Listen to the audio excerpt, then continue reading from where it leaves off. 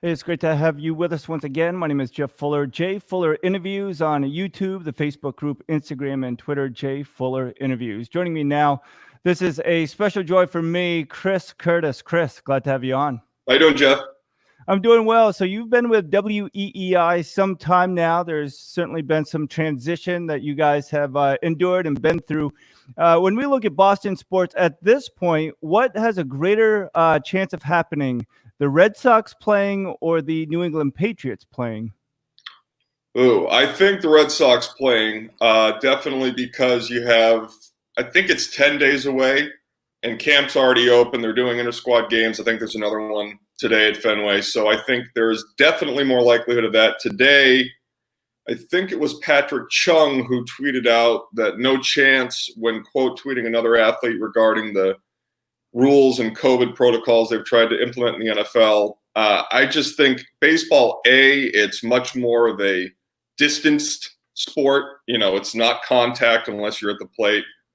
And their football, there's just so many more people involved, within a roster than there is on baseball. So I would say baseball is much more likely to return than football.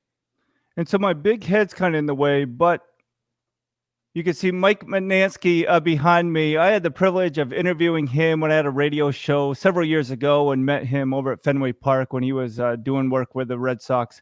Can you just talk about the coworkers that you've had and that you currently have at EEI? It seems like you guys have a good time, but it certainly is a business as well. Yeah. Well, Mutt is the best guy I've met in radio. Outside of Ken Laird possibly, but Mutt is just a awesome guy. He was a pleasure to work with. I was sad the show didn't succeed, but I love Mutt. He's a great person on and off the air. He's the only real, I would say, actually he and Greg sort of have this in common. They're just they're what you see is what you get. There's no real pretense. I always really enjoyed Mutt. And prior to doing the show that he was on with Jerry, Mutt and I were also a part of the Kirk and Callahan show. He was the weekly guest at least sometimes 2 times. But yeah, I love Mutt. It's a blast. It was a blast to work with him. I'm happy he's still at the station. I had no idea what to expect. It was about a year ago that I was in Hawaii on vacation, and I got word that the show had been canceled and that the Greg Hill show was coming in. So I had no idea what to expect or what was really going to come of that. But I've really enjoyed working with Danielle, Greg, Nick, and Wiggy.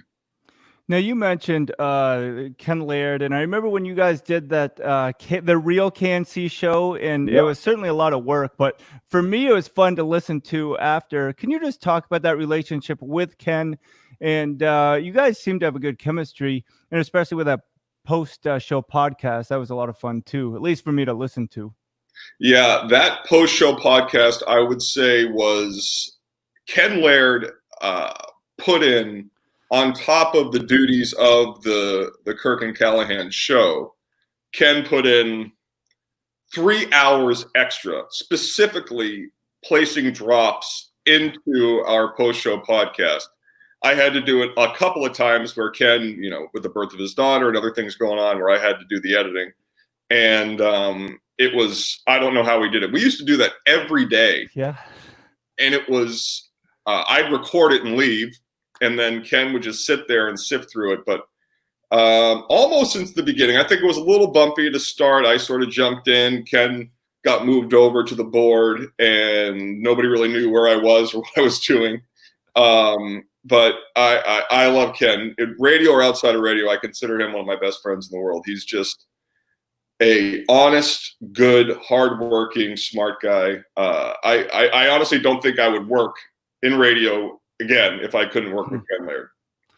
And so I'm just going to back up a little bit to my fanboyism of the program, WEEI. Again, I was on a small local radio show 9 years ago, something like that. But we were a Red Sox affiliate, so I just got to know the voices of you guys just from there. Right. Well, Kirk Minahan at the time wrote for the Boston Herald, and I just reached out. I was just trying to find guests, and he was gracious enough to come on several times. And then, as I mentioned, Mutt came on. And I started listening to all of you every morning. It was kind of my guilty pleasure to get that in, then I could get the day off.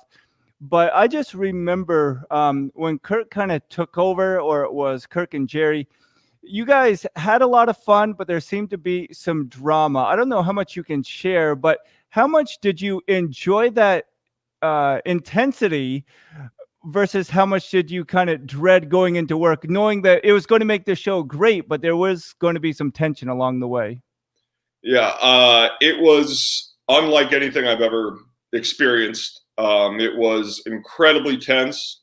I thought the shows were incredibly entertaining. It was one of those things where you never knew when the sort of bullseye was going to move to you. So even if you're crapping on Mutt, I jump in and say one thing, and then Kirk's back screaming at me saying, "How do I dare yell at Mutt?" And all of a sudden, the next hour is about my inability to do something. So Yeah.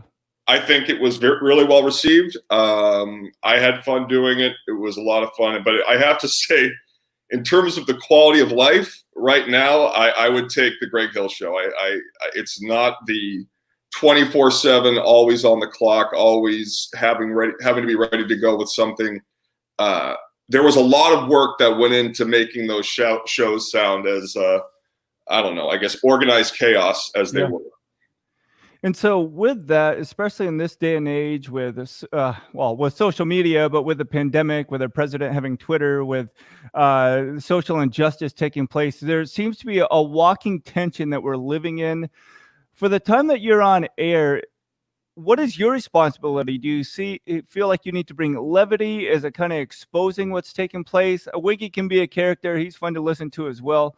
But when you just think about what's taking place in this world, when you're in the studio, what are your thoughts? What do you feel like you can provide for entertainment for us to listen to? Yeah, I think, Greg, I've worked with Greg now a year, and I think his philosophy is great. Make people laugh. People are getting up, they're driving to work.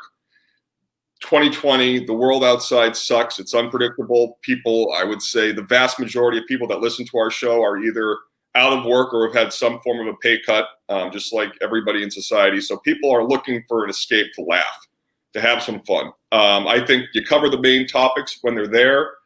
But I think, with Trump and just the day-to-day, it just feels like every night you log in to get my rundown done, and it's like 6 new stories about how he said something that wasn't really there, or Pelosi said something that didn't exist, or I saw a story yesterday. We had the largest single month addition to our national debt in our history in June. So you read something like that, Right, it's right. like, well, that sucks. So you always are looking for ways to make people laugh. There's no bigger thrill in the world than talking on the radio and knowing that you said something that made somebody laugh on their way to work. I love that. That's, I think, all of our goals in the morning with Greg. Yeah, for sure. You guys do a good job. It's definitely fun to listen. And I just love the fact that technology allows us to listen, wherever we are. We don't have to be right there in Boston. On a serious note, man, when I was first listening to you guys, it was right when the Boston Marathon tragedy happened and took place. And it was fun. I don't know if that's the right word, but just what EEI brought to the table, brought to the conversation during that time, it seemed very special. When you think about that time, what are your memories? I was with Damon Amendolara and Adam Jones at night at 98.5. And then I got the job, and I began April 1st of 2013 with Dennis and Callahan and Minahan. Yeah. And so 2 weeks to the day was the marathon bombing. So I really was sort of baptism by fire. They knew me and I knew them. I'd sort of talked to them a couple times over the past years before I accepted the job.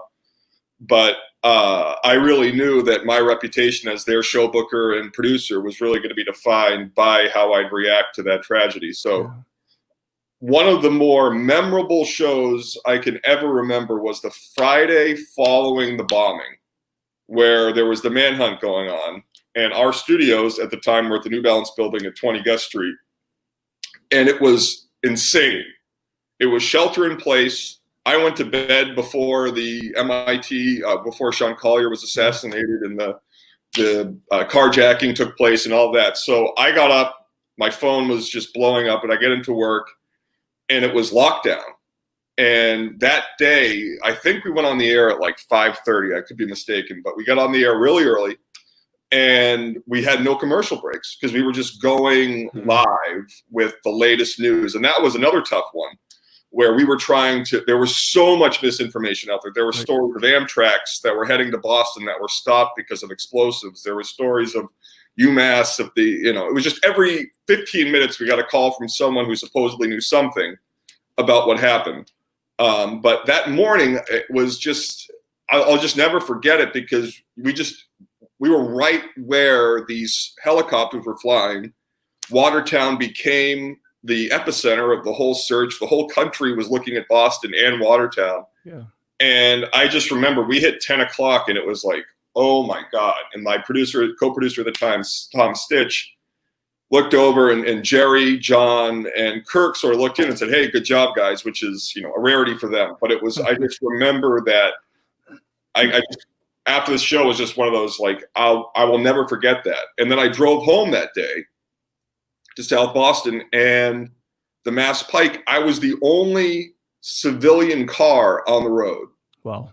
Because it was shelter in place, and all of these Humvees and these state police cars that I had never seen before were next to me. And of course, the exit to get off at Copley had been closed because of the bombing. It was just a surreal morning. Yeah, not to make light of that, but it just made me smile thinking of you driving like OJ with the roads cleared off and you're the only one able to drive. Yes. But my brother lives in Weymouth, and so he was just sharing, because his office was right in downtown Boston, and what a crazy time that was. Jerry Callahan, he kind of gets criticized for being a loud and proud patriot, which I think we all were during that time. Could you just talk a little bit about how those personalities meshed or didn't mesh with Kirk, Dennis, and Callahan during those times? Oh, the Dennis and Callahan with Kirk at years? Yeah. Well, take it with a grain of salt, because I was heavily drinking during this period, so I'm not exactly fluent on this. But it was sort of what you see is what you got. I mean, I think Kirk believed, and rightfully so, that he was going to be, that John was an impediment to the show that he thought we could have. Yeah. John, Dino and I have since, we get along fine, but he was very territorial at times. He knew that Kirk was more talented and more ready and eager, whereas John was on the 17th green or on the 18th fairway, what golf analogy you want to use. But he was toward the end, and it really became sort of they talked on the air, but when they went to break, there was no real communication. Kirk and Jerry were always closer. Even before the 2016, when everything sort of fell apart, they had similar interests. They both read a lot. They were both, they communicated off the air. Whereas John and Jerry, I don't think were ever really close personal friends off the air. They were longtime partners. Right. But Kirk and Jerry were, much stronger than that. They seemed like really good friends. We'd go to spring training and they would go. They were always just sort of together. So I think it was different. It was difficult. John Dennis's drinking definitely was a hindrance. I think he was not as prepared as he may have once been, and he just didn't seem to want it. And the second, that summer of 2016, when I had been in rehab from May until June, Kirk was in touch with me a lot. And that summer, Kirk, asked if I'd want to come back, right, and said that, John's not good. He told me that John was done. And then I was like, yeah, sure, I'll come back without John. So it was a very tumultuous time. And I think John is happy now. I think he's better off without getting up at that hour. And I think he actually, I won't speak for him, but my belief is that they get along fine now, John and Kirk. That's cool. And yeah, there's definitely more stories I'd love to ask to you about that, but I'll let that go on for now. Here's a picture I was getting at. And I remember when they made fun of you, you set the dialogue for the city or set the tone, whatever you said. Right. And then when you said, you came out and said, I'm a alcoholic, or however they misplayed that. I misspeak all the time. I blame it on the internet connection though. Right. But can you talk with me or share with the listeners? Alex Reamer supposedly was holding that over your head. that was certainly a difficult time for you. When you finally came out showing that vulnerability, what was the hardest part to share that on air about what you had been through? The hardest part was the judgment of Kirk and Jerry. It's hard to put into words the reverence and just sort of I don't know. I did whatever they told me to do. I admired both of them. I sought their approval in everything I did, and I was really nervous that they would judge me. And I don't know why. It didn't really make sense, but fear isn't really based in logic often. So I was very nervous about how they would perceive me afterwards, that they would be mad that I had been drinking on the job, that they would be whatever. But that whole day was, it sort of starts. So Alex Reamer, I had reached out to Alex Reamer to write a story about this. And I thought it would be, I'd be able to have some synergy with Alex being on the show and the writer at the website, so that when I would come clean, we could have a story out that was organized, because at times back then I wasn't exactly the most fluent English speaker. And that way we could sort of get a bang for our buck. Bradford would be happy about the website, and then we'd get it on the air. That happened in, I want to say, February or March of 2017. And then I just never got to it. I was sort of just nervous. And later on that summer, I was actually in Vermont at a friend's bachelor engagement party. And I get word secondhand that Reamer's got this secret is about to release about me. And everybody thought it was something silly, like whatever, I'd gotten in an accident or whatever. I don't know what it was, but people didn't know what it was, and they thought it was something benign and that I'd want to talk about, to the point that Mutt was in, and Mutt was like, let's play this, Curtis. What are you doing? Like, what's the secret? And I was just like, Mutt, can we just not do it? Yeah. And so he backed off. But I know if Kirk and Jerry were in that day, I would have had to have discussed it right then, because and it would have been no fault of theirs. They just would have never thought that this was actually something really secretive.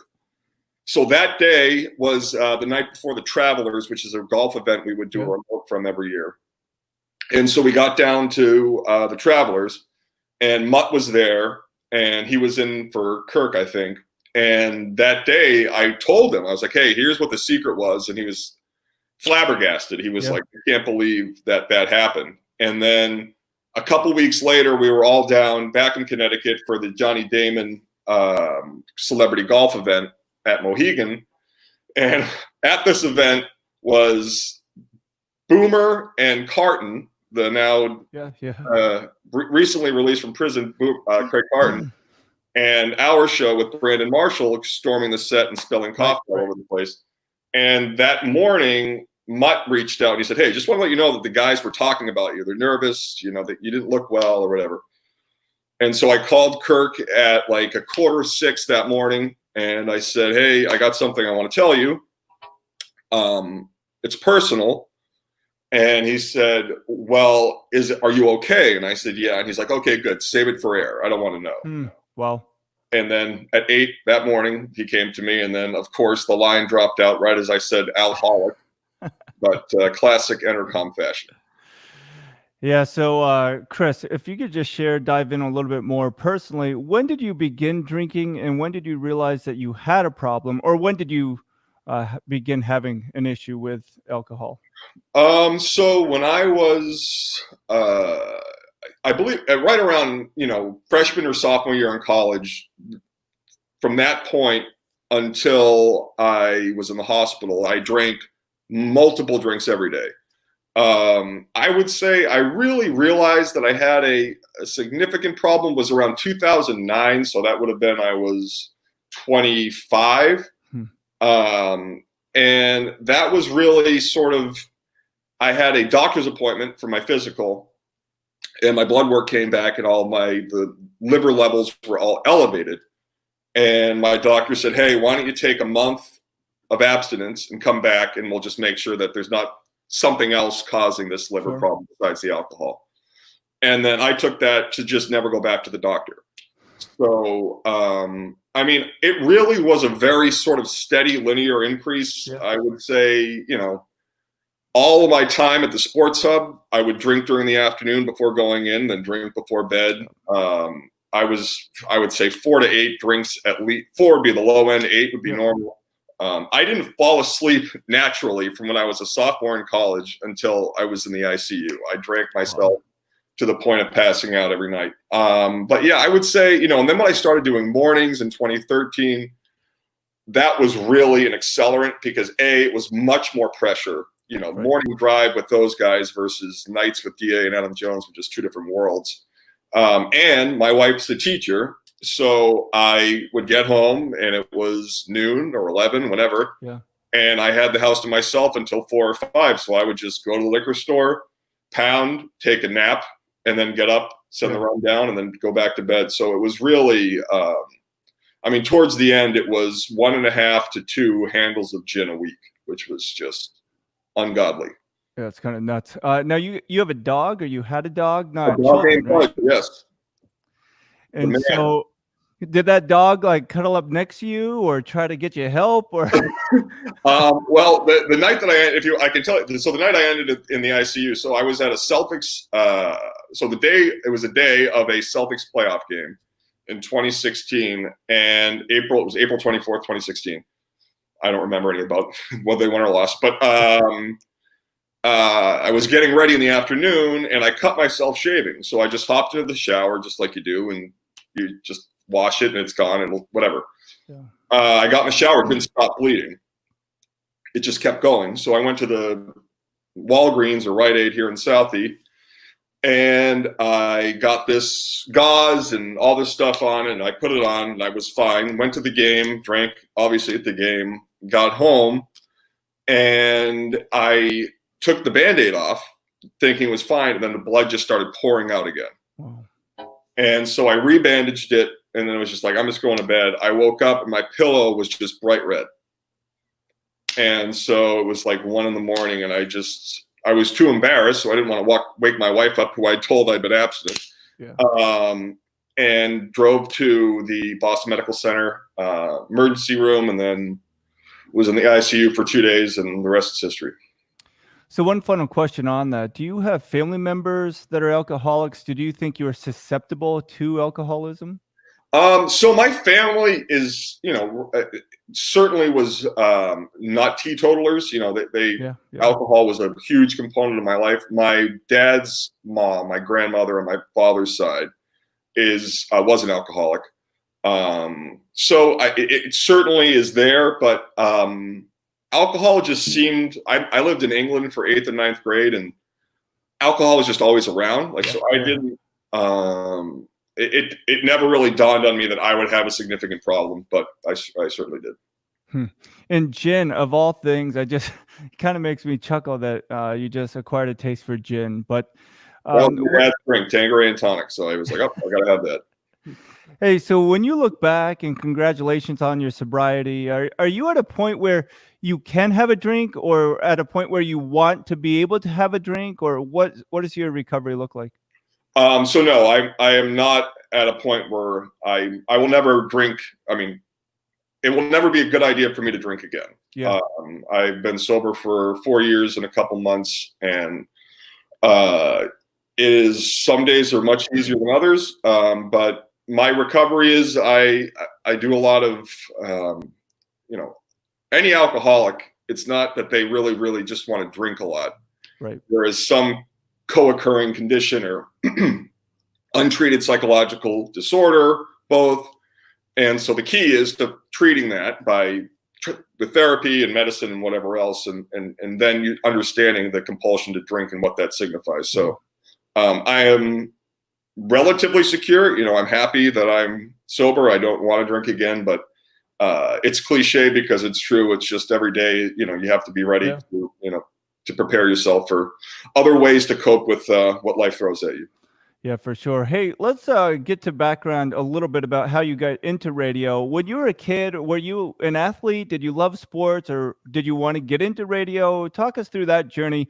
First of all, where did you grow up? I grew up in the mean streets of Dover, Massachusetts, Okay. Metro West. It is a tiny, leafy town, a population of about 4,000 with one traffic light. So, and did you play sports when you were I a kid? did. I played Little League. I played some tennis. Look out. In high school, I played baseball and football. Those were my two sports. And did you grow up a New England, Boston Oh, sports yeah. fan? Die hard everything. I was at the Snowball. My dad had season tickets. He got season tickets when Parcells took over in '93, like a lot of people did. Red Sox season tickets forever. I would probably go, growing up, it was BC, Red Sox, Patriots, Okay. Celtics, Bruins. That was sort of but I was into everything. My era was really, the Celtics pretty much sucked my whole life because Yeah. by the time I was 6 or 7, I only knew Larry Bird to be lying on the bench because of a bad back. Then the Celtics were just, god awful for 15 years. But yeah, I love, my greatest 2 games I've ever been to was a Snowball and I think underrated game 5 of the '04 ALCS, Red Sox Yankees. And it was just it felt like we were standing for 6 hours. Yeah. And it was, every inning you had Wakefield in for 6. And then, that was just a spectacular game. But yeah, I have been a grew up a diehard Boston sports fan. My dad went to BC. My sister went to BC. My whole family went to BC. So I was always big with BC football and basketball as well. So then when you go to college and you decided to go into what you do now, was that a natural fit or did you kind of bounce around a little bit to find your spot?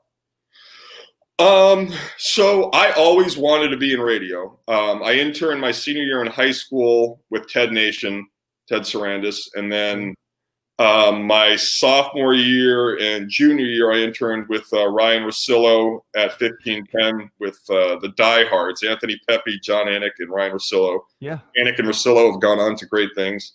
So I did that, and then I interned at 890 ESPN and got a job there running the morning sports center updates from Adam Jones during Mike and Mike in the morning at 890. Sure. At this god-awful studio in the Schraft building in Charlestown. And then that's where Felger was as well. So I worked there.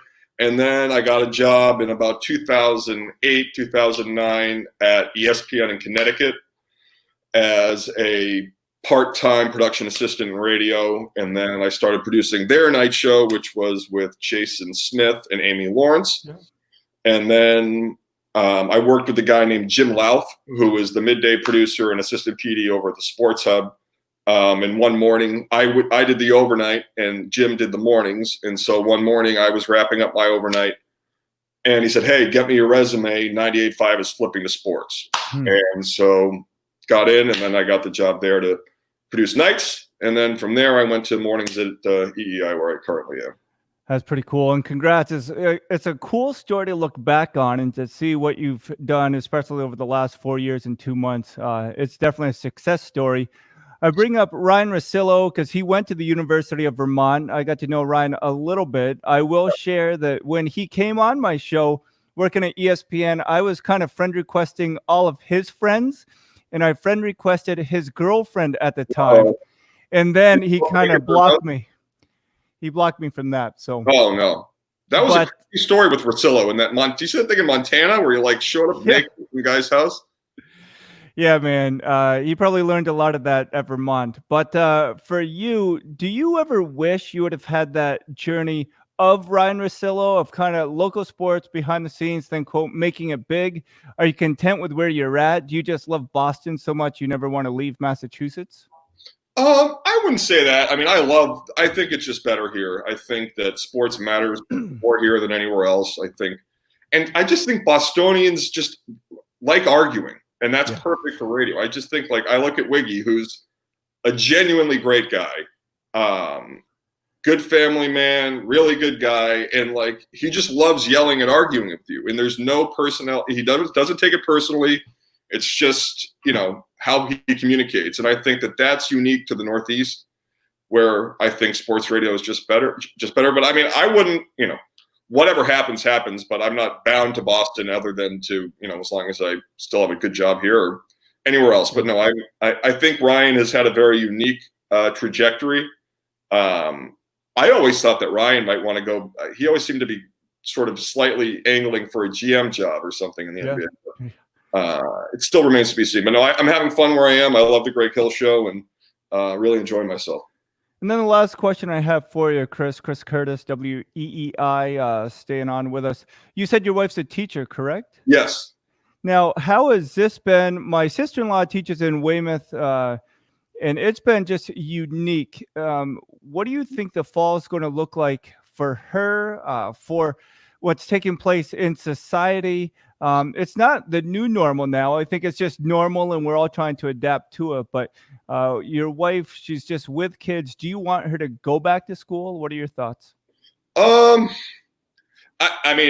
want it to be done as safely as possible, and people far smarter than me will come up with that. But I find it very hard to believe that between, July 14th and September 7th or whenever school's supposed to be back in session, that they will be able to reconfigure the classrooms in a way that will be in any way socially distant compliant with what the state regulations are. So, I think, in my opinion, I think you're going to look at least the first half of next year will be distance learning in Massachusetts, and then, see where we go from there. But I would be shocked if the Teachers Association and the state can come together to some agreement. I find that highly unlikely. Yeah, it's a crazy time. But Chris, thanks so much for jumping on and making some time. I love your story, and it's an awesome follow on Twitter, Instagram. So thanks again for being here today. Pleasure, Jeff. Thanks, bud. And again, that's Chris Curtis, WEEI. My name is Jeff Fuller. J Fuller Interviews on YouTube, the Facebook group, Instagram, and Twitter. We'll be back with more interviews coming up tomorrow from the Netflix special Waco. We had David Thibodeau. If you have not watched that Netflix special, binge it tonight. It's something. All right, we'll talk to you soon.